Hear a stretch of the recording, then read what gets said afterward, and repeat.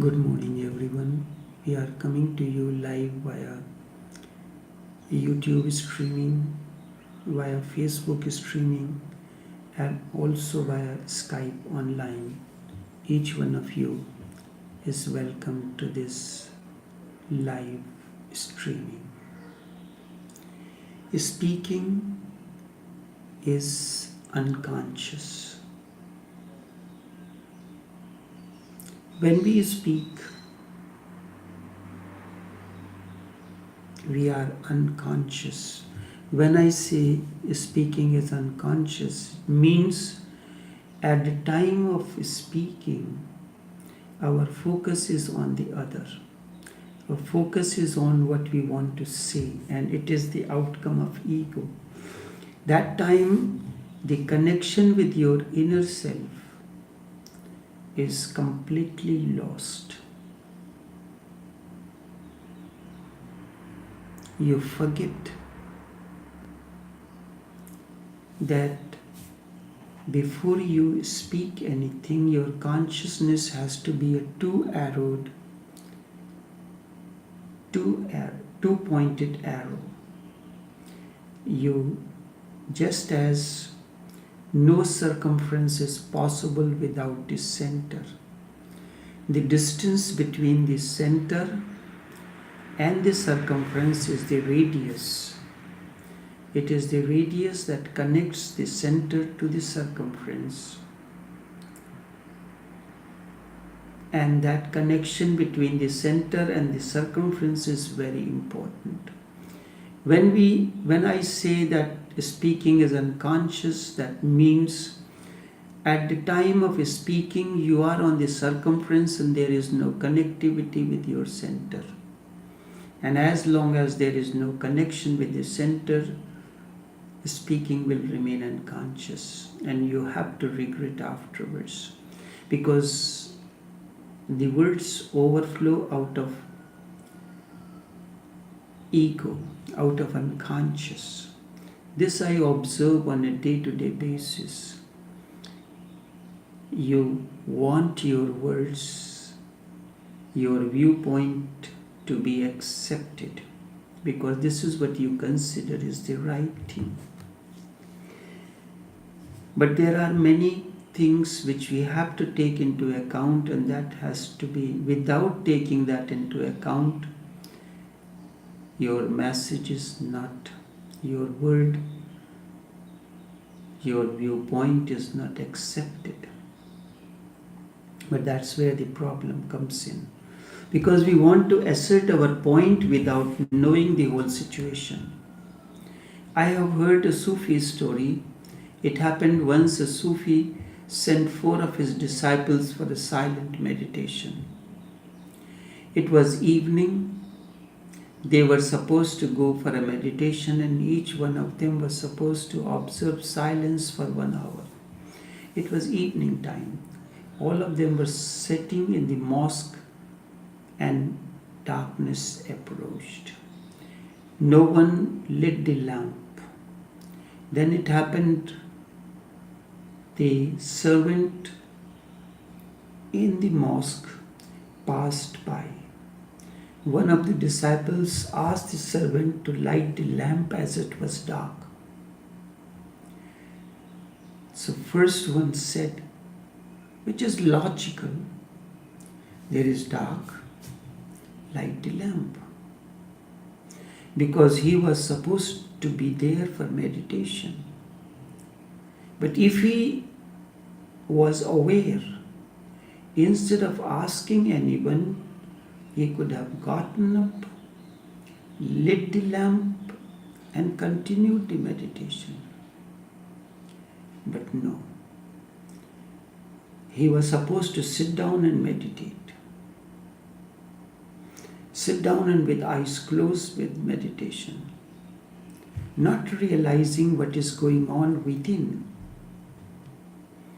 You are restless because nobody has lit the lamp and it is dark.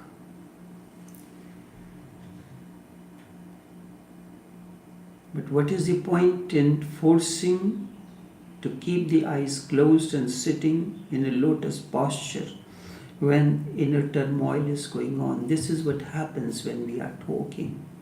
You can see the expressions on the face change. And with the expression on the face also changes the body language. This happened yesterday with one of the person. Exactly this happened there. Because the person was asserting the viewpoint about a certain aspect. But without analyzing the whole situation, was asserting the point. When it is not so, the ego comes to the surface. It reflects through the body language and the expression on the face. So the first one, when he saw the servant pass by, he was restless because everybody was sitting with eyes closed. Only his eye, he was aware that there is darkness and nobody lit the lamp. So he saw the servant pass by, so he asked him to put on the light. The second disciple, who was silent up to now, sitting with his eyes closed, suddenly when the light was on, he reminded the first one the purpose of being there, that the master has asked to be silent. So two of them spoke. The third one cautioned what they were doing, thinking that he is doing a great job. The second one cautioned that what was the purpose of our being here in the mosque. The third cautioned them what they were doing. Thus three of them spoke something or the other, and the fourth one who did not speak, but he spoke. It is said that you all spoke, I am the only one who did not speak.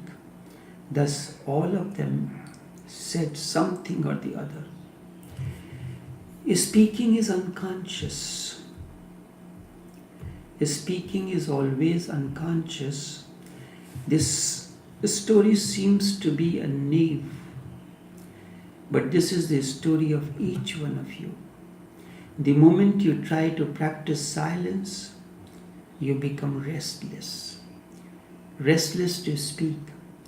The moment you get any opportunity to speak, you lose awareness. The story only explains that none of the persons remembered that they were there to practice silence. The moment the servant passed by, attention shifted onto the other, and all of them lost awareness. This is what happens. Any circumstance and situation comes, you lose control, you lose your awareness. And when you are around a master, he tries to create many situations like this for you to be introspective. He does not tell you that I am going to put you to test. Just consciously he creates a situation to see how far you have progressed. Each time when a situation like this comes, you fail. You have to start back all over again. I had observed this while I was growing in the company of the masters. And another thing happens, we are not interested in doing the things which the master asks to do. Maybe he would send you somewhere or do something, but everybody feels that being in the limelight with the master, in front of the master, is the greatest thing. There was a Sufi Naqshbandi sheikh. I do not recall his name. Once he sent his son to go to the shrine of his master and take care of the shrine. His job was to clean, maintain, and help all those seekers who would come there and remain at the shrine. It happened a couple of years past, but he continued to do his job of maintaining, cleaning, and helping the seekers coming there religiously.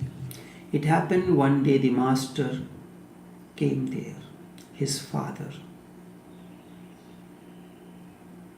Now, in a situation like this, if you are away from your spouse, your husband or wife, maybe a month or two, and when he comes, you will forget everything, you will rush to the person. So this boy, this son, was cleaning the floor of the shrine. His father, his master came, he saw the person had come like any other disciple. He continued to do his job, what he was given, he made notice of his father, and he continued doing the cleaning work. The sheikh came and sat down in meditation. The son continued doing the cleaning job. When the sheikh finished the meditation and the boy finished the cleaning, they welcomed one another and greeted. At this, you know what did the master say? He told his son, if seeing me approached, you have been away from me for almost 3 years. If you had left the job of cleaning the floor and rushed to me, you would have lost the effort of 3 years in a flash out of emotions. When I was growing, there were many other fellow seekers of the same age. They were always willing to remain in the limelight when they are not doing anything, just idling. But the moment the master comes in, they will rush and try to do things in front of the master just to impress that he is doing the work. If you are given a responsibility to do something, forget what else. If he has to do something, he can do it. The boy could have left sweeping the floor and rushed to his father to do. Maybe he was walking with the luggage to help him offload the luggage as he was an elderly person. No, he did not. He was given an assignment to clean the floor. But no, we want to be in the line and consider it to be the spirituality. There are very fine lines which we do not understand. It is very difficult to be around a living master. Very difficult.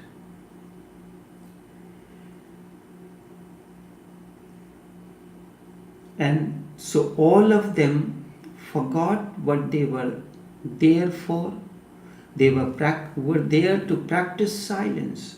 The moment servant passed by, attention shifted onto the other, and all of them lost their awareness. Nanak says it is through meditation alone awareness rises in the mind and intellect. He uses the word surati or awareness is beautiful. A constant remembrance. It comes from Buddha's samyak or remembrance. Nanak used the word surati. Kabir used the word surati. Buddha used the word samyak or remembrance. Buddha emphasized on right mindfulness. There are eightfold paths. Right mindfulness, he told his monks to do whatever they wanted, but to remain aware. Speaking, walking, talking, blinking eyes, moving hands, etc. Do everything that you have to do as part of the world, but remain aware. And anything that is done in a state of unconsciousness is sin. Will not take you beyond, will not help you to grow inwardly. Maybe you are in front of the sun. Maybe you are in front of the light of the Master, but it will not help you to grow. Whatever is the circumstance and situation in life, never even for a moment lose awareness. And you lose awareness very easily when you are speaking, when you are asserting your point. Why do you want your point to be listened to, attended to, and used and acted upon? I have heard a memoir in the life of one of the persons from West Bengal. It was during the British time. Ishwar Chand Vidyasagar was a very learned person. It is about him. He lived in Kolkata during the 19th century when there was a British rule. Once governor of Bengal invited him to award him for his merit. Vidyasagar was a simple person, a Bengali. And Bengalis have a particular way of dressing themselves. A long kurta flowing and a dhoti. That is a piece of cloth wrapped around. Those who are of an Indian or know, they know what is dhoti. It is unstitched cloth. It is wrapped around the waist to cover up the lower extremities. So governor invited him for the award of the merit.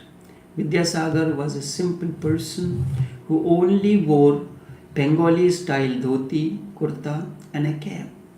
His clothes was wrapped. His friends advised him not to use these clothes for the occasion. A few times he resented, but then finally he agreed as well to put on the different clothes to suit the occasion. He got new clothes made. At a point here it is important, a similar type of a story comes in the life of Mahatma Gandhi. Once there was a round table conference. I do not know who was the Prime Minister of England, Attlee or someone, whosoever it was. He invited Gandhi for the round table conference. And he prescribed a particular dress for the occasion. Particular dress for an occasion.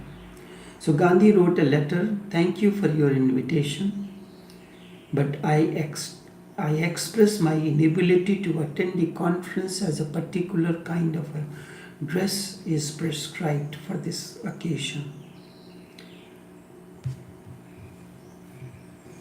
The Prime Minister or whosoever it was trying to see that Gandhi will change his outfit or not.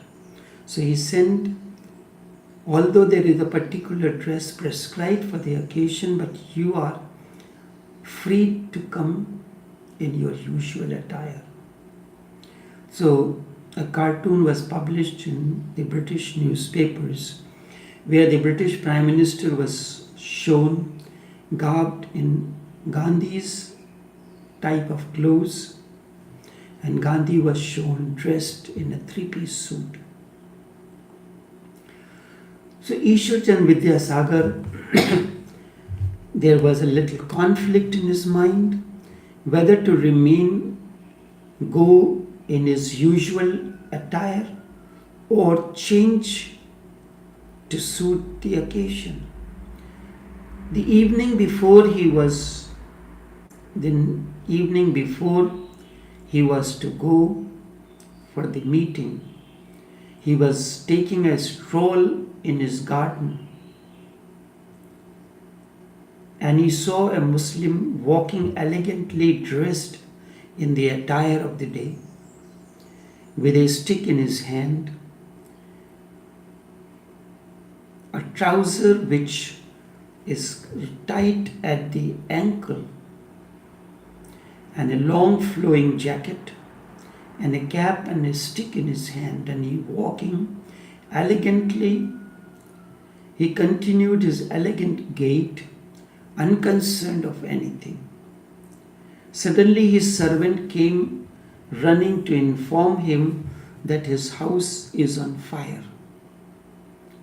The servant was panting and seemed to be very much concerned, as if it was his own house on fire. But his words seemed unheard by the person.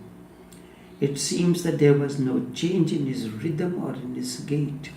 If a situation is like this in your life, you will run to reach the house. The servant thought that the master did not hear, and the matter was so delicate that the house was on fire, so he drew the attention even more. The servant was perspiring. He was restless. He was simply a servant. The house was not his. The house that caught fire belonged to this Muslim person. And the more so because his master, who seemed to be quite unconcerned. This was strange. Vidyasagar saw this and he started following the person. What he heard was really strange. The man was unique. He continued to walk the same way without being bothered by the fire. And on reaching home, he asked the servant to take care of the fire, but he remained unconcerned in the same way. He made all the arrangements, but there was no change in his attitude.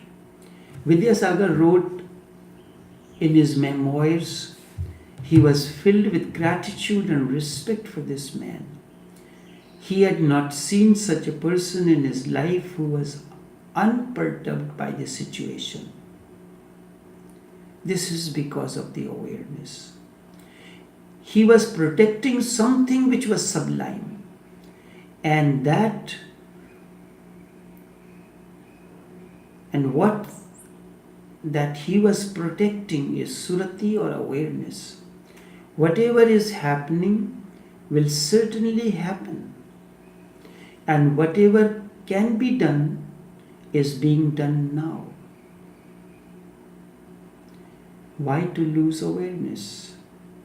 There is nothing more precious in life than maintaining the awareness under all circumstances and situations.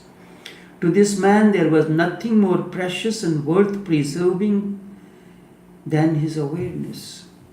And you get concerned and disturbed by small things.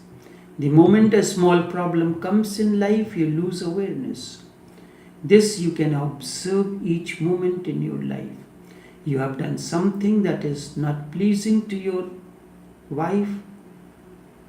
Her awareness is lost that very moment.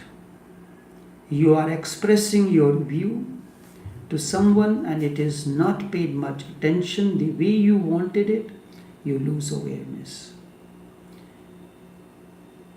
So in that, just as if you fail the exam, you study the whole semester, maybe of 3 months, 6 months, or 1 year, you failed.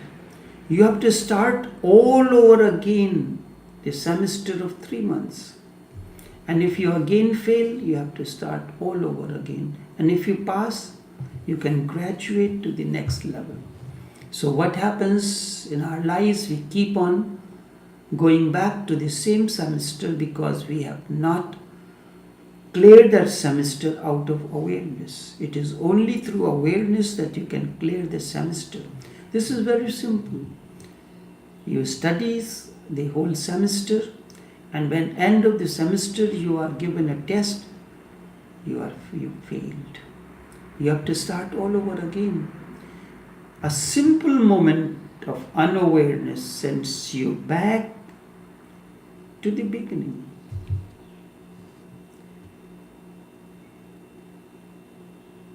And it happened. This you can observe in your life moment to moment. You have done something that is not pleasing to your wife or to your husband. The awareness is lost that very moment. Lose awareness, lose temper. Things like these you encounter each moment, but we do not understand because at the time we are speaking or expressing our view, our attention is lost. That, like that person that we were supposed to practice here, Master has sent us to practice silence. A situation come, darkness approached, there was no lamp lit, they lose awareness.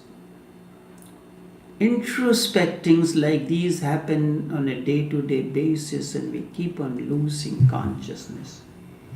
You claim to be religious, doing the sitting down hours and with eyes closed, but the moment when it comes to practice, you do not remember.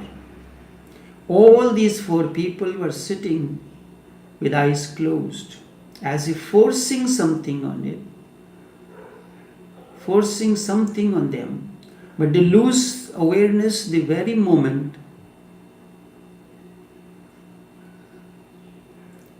they saw the other. If there is anything worth preserving in the life, it is surati or awareness and nothing else. Nanak says, with meditation or manan, the sun of awareness rises in the mind and intellect as well. As the echo of the existential sound deepens in you, first your constant chattering, both inner and outer, reduces, and then one day it vanishes completely. We should be precise in speaking, not more than the words that are necessary at that moment. As inner noise subsides, the arrow of consciousness points inward. Now there is no one to speak to. Words is a bridge to connect to the other. Word is the radius that connects your inner center to the circumference where the other is. Through the word you reach the other. This is a dialogue. And dialogue is the way of relationship. That is no more. No word. You have attained to inner silence. The moment you are silent, the journey is reversed. No more outward movement. Inward journey has now begun. The arrow has returned. That very moment you get the first glimpse of remembrance. A realization that you are, a realization that you are, dawns for the first time. First time you are awake in your awareness. Up to now, everything else was there, only you were absent. You were absent means awareness was absent. Your presence was only like a shadow. Darkness persisted under the lamp of the being, and as you awake, the intensity of the existential sound Omkar deepens in you, and also your meditation attains a new dimension. Awareness will deepen in the same proportion. Try to understand this with an example of weighing a scale. When one side of the scale goes up, the other side goes down in the same proportion. This is just to maintain the balance. So too, as you move within, in the same proportion your awareness increases, and at the third plane, even the words disappear. Then what remains is the existential sound or nad, a sound that is there existing and nobody is creating. Nanak calls it anhad nad, the uncreated sound. And the nad, as the nad echoes, you get the glimpse of that which is truth. In that state of inner silence and ecstatic Nanak, within him echoes the word Ek Omkar Satnam. He is one. He is the existential uncreated sound, and he is existential. Awareness attains fruition. Awareness is no more fragmented. Instead, it is now total, frequently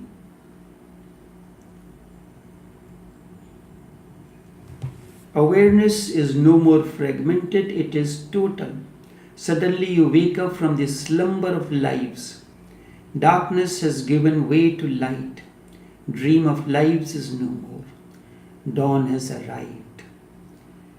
This is the first glimpse that Nanak calls it Amrit Bela. Amrit means nectar. Bela means the moment, a moment when nectar oozes in you. Nanak says only through meditation one gets the awareness of all the realms. One is free from the cycle of birth and death. And